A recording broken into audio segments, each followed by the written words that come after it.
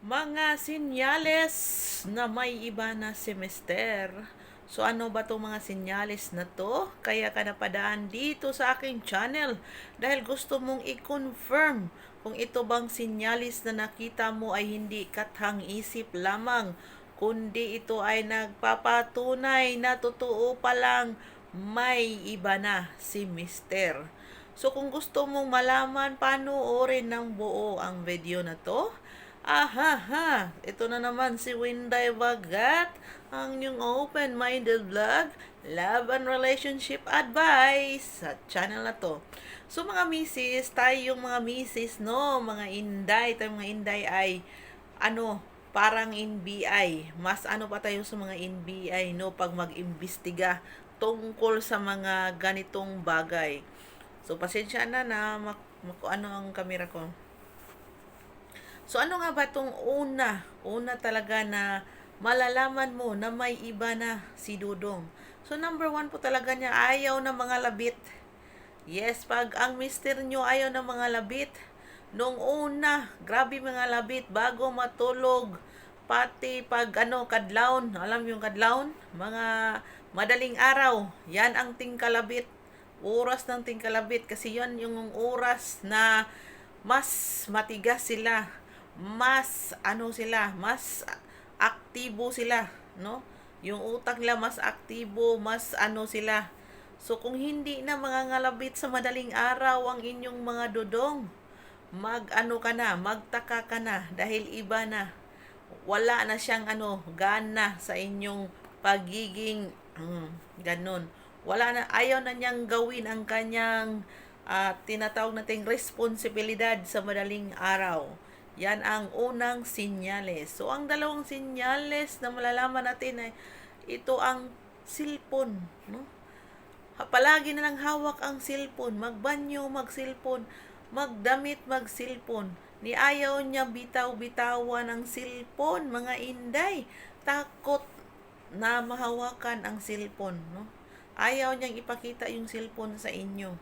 So, yan po yung sinyalis na may iba na. So, pangatlo, may password na. Lahat ng mga niya may password. Mapa-laptop man yan, mapa-cellphone man yan. Di mo alam bakit may password. May password na si Dudong, no? So, number 4, nagiging moody na si Dudong. Palagi na lang galit, no? Kunting mo, galit. Palagi na lang siyang galit. So, bakit ka ba nagagalit, Dudong? Hindi ka na ba masaya sa inyong relasyon? Kaya ka galit na galit ka na. So, isa po yan sa mga rason na may kaanang-ana ng iba si Dudong, no? Parang, wala na siyang oras sa iyo. Gusto mo lang maglambing, galit. Gusto mo lang na anuhin siya, galit. Gusto mo lang ng communication, galit. So, yan po yung mga sinyalis na may iba ng kaana-ana si Dudong, no? So, pag magmatsyag tayo, kay mahirap na. Mahirap nang magiging tanga.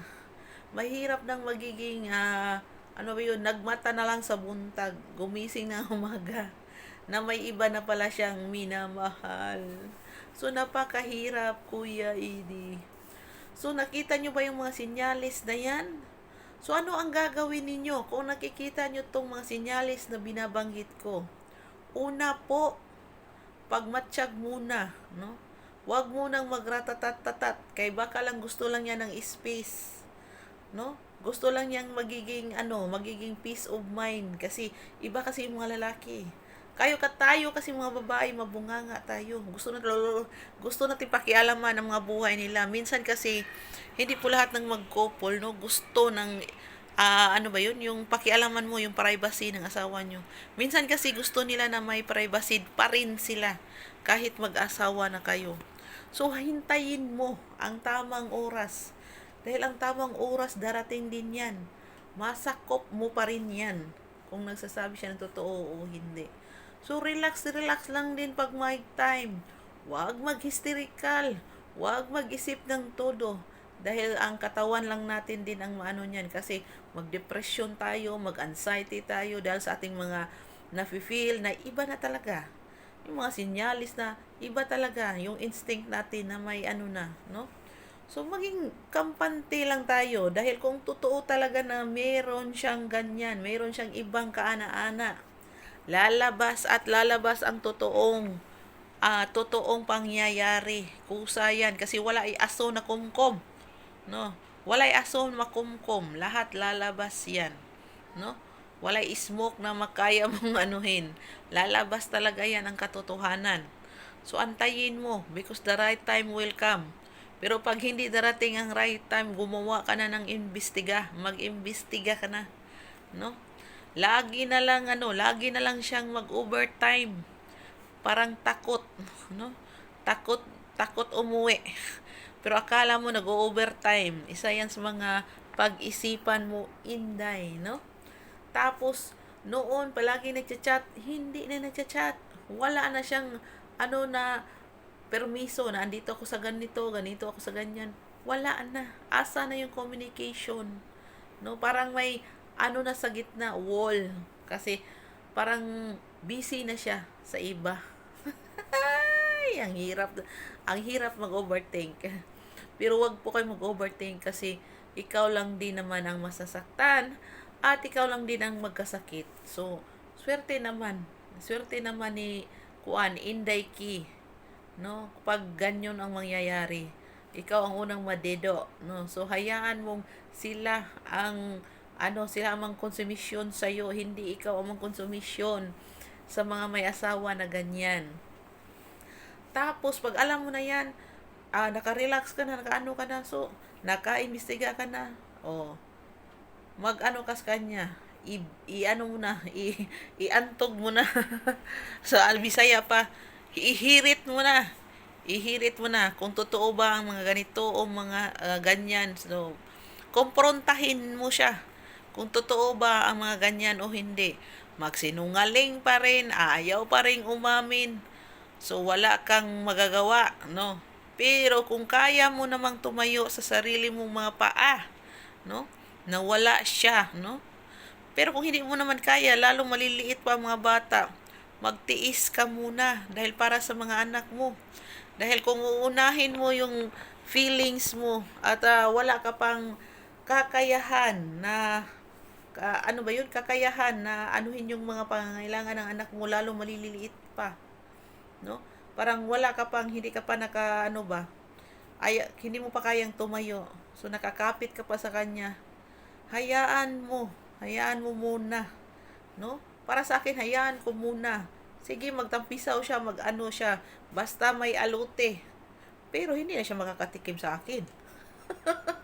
Of course, magpaibog ta, no? Magpalami ta, no? Kailangan nating magpaganda kahit hindi na tayo maganda sa mata niya. No, 'di ba? Kasi ang mga lalaki maganyan, no? Hindi yan sila worth it na naiyakan. Hindi yan sila worth it na mag-anxiety, depression ta. Hindi na yan sila worth it. Ang angay sa kanila, no? Parang ang bagay sa kanila parang doon sa basurahan. Kailangan lang itapon kasi hindi sila makontento kung anong meron ang sa kanila, no? Sana may napulot kayong konting kadaldal. Wala kasi akong kadaldalan, kaya dito lang ako magdaldal palagi sa video. So, sana sa mga nanood dyan, may konti pa kayong nakuha sa video na to, no? Sana may konti kayong tips sa mga buhay na natural lang kayan sa mga lalaki na magloko. Natural lang sa kanila yan. Pero tayo, nasasaktan talaga tayo mga babae dahil hindi po basta-basta ang mga ganyan. Pero hayaan mo, as long as andun yung alute, as long as na kaya kanyang buhayin pati mga anak mo, hayaan mo magliwaliw.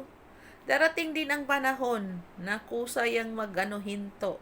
Pero sa panahon na yan, the door is closed. No more open. Kung saan ka maligaya, doon ka. Kasi yun ang pinili mo, no? Ayaw ko lang magkaroon ng makita ng mga bata, mga ganyan.